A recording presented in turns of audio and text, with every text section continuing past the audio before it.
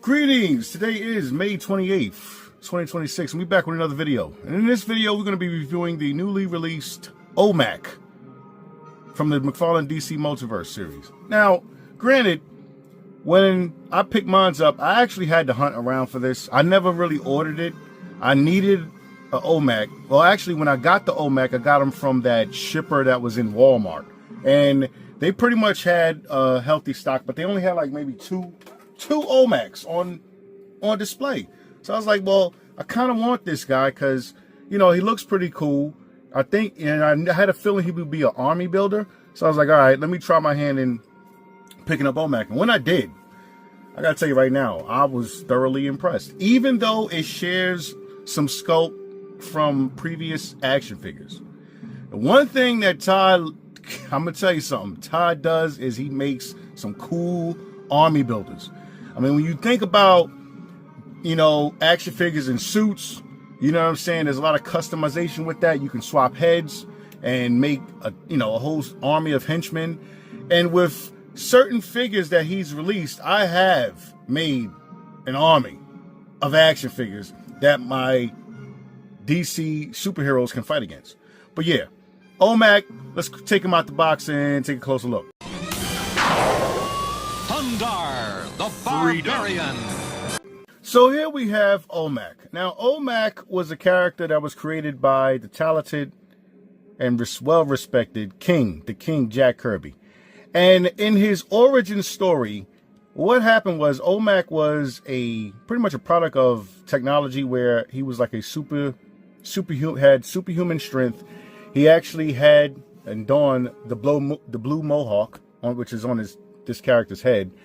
But over time, you know what I'm saying? And, you know, like I said, once again, shout out to Jack Kirby, bro. Jack Kirby and his third world and everything that he's created, bro. I don't think he gets much love as your Stan Lee does, or your Steve Ditko, or even your Alan Moore's, you know what I'm saying? Jack Kirby created some of the most influential and prominent characters ever. To this day, they're still being used in a lot of like media and cartoons and movies and TV shows. And it's good to see that this character has evolved from, you know, previous iterations. But this particular OMAC here was pretty much created by Brother Eye. And what ended up happening is, in the storyline, I read a lot of the comic that I read some of the old OMAC, but the new OMAC is really bridged upon, and it's actually really interesting story. Batman had this computer program everyone knows called Brother Eye, and what happened was Max Lord ended up taking Brother Eye from Batman and creating these cybernetic constructs, which was called OMAC, you know. And, you know, as far as like army building, right? If you know the story, there was over 1 billion of these. 1 billion of these, you know what I'm saying, were assimilated with humans and created these technological disasters. So I really like the fact that, you know what I'm saying, the Mcfarlane team actually made a OMAC because, you know what I'm saying, is it a deep cut? Yeah. You know what I'm saying? As far as what Mattel is going to give us, as far as army builders, I don't think they're going to give us a lot of army builders. They should give us army builders, but truth be told, Todd has been giving us army builders for quite a long time. Everyone from, you know what I'm saying, the Rocket League Brigade to, you know what I'm saying, henchmen and suits. Like, you can just, the customizations is endless with a lot of characters that he created. You know what I'm saying? Recently, when I picked up the Kite Man, I ended up using Kite Man as henchman as well. You know what I'm saying? But, yeah, OMAC, his sculpt and design came out fantastic. When you look at his head sculpt, all new head sculpt, and it looks terrifying. I mean, the paint accents that he put on here looks phenomenal. It's not on the back, but on the back there is shading. So when if you get this character, you can actually see the design and level of detail. And they spent no expense, bro. Like, they really went all out with this character. And like I said, this does share the same sculpt as Murder Machine from from way years ago when Todd first started, and the Cyborg that came out. You know what I'm saying? But and the Dark Stars. So this, if you have any of those characters, you're getting pretty much the same sculpt, which I was kind of apprehensive on getting this character because of that. But then when I got him in hand and I start to see the level of detail, and he's an army builder, this just, it pops on your shelf, bro. Like if you have multiple of these, which I do, it does pop on your shelf. Same articulation as the others. What I noticed the difference in this sculpt is they did make the arms a little bit bigger. So like this whole design right here is brand new. And as you can see, like he has more of a forearm than the previous iterations of this sculpt. As far as his chest is all new sculpt. You know what I'm saying? It has the Brother Eye logo on it. You know what I'm saying? The head sculpt, the mohawk, and everything. But yeah, man. Like, I think about sometimes, like, we wouldn't have not gotten these characters without Jack Kirby. And that right there is a testament to how talented Jack Kirby was, bro, in creating these technological, you know what I'm saying, superheroes and villains, you know? And I like the fact that, you know what I'm saying, the Mcfarlane team is digging in their bag and actually giving us some characters that never had a character. I don't even think this even had this never had an action figure. So this is first of its kind. You know what I'm saying? I see a lot of people online as, you know what I mean, pretty much like, you know, they're hyped over the standard releases of DC characters and they look good. Like, I ain't gonna lie, I'm probably gonna see what the collector's versions are all about.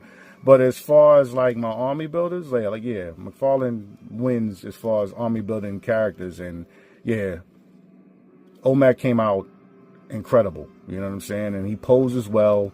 He looks good on his shelf, and he's a terrifying being. Like, you know, what OMAC is pretty much once he assimilates with any type of human, he just grows. And it's like a hive mind that controls all one. You know what I'm saying? So Brother Eye, which is created by Batman, because Batman wanted to pretty much have surveillance on all the superheroes, ended up losing control of it. And Max Lord ended up taking it over, and he actually started designing and making this sort of like a technological virus that can infect anybody and turn them into this monstrosity, which is OMAC, which I like, which is pretty cool. So if you see OMAC on the shelf, you may want to pick up more than one, because if you know the storyline, you know that there is 1 billion OMACs. As far as articulation, he does have double jointed knees, so he can, you know, bend his knee, fall back like this. He has ankle pivot, an ankle rocker, toe hinge.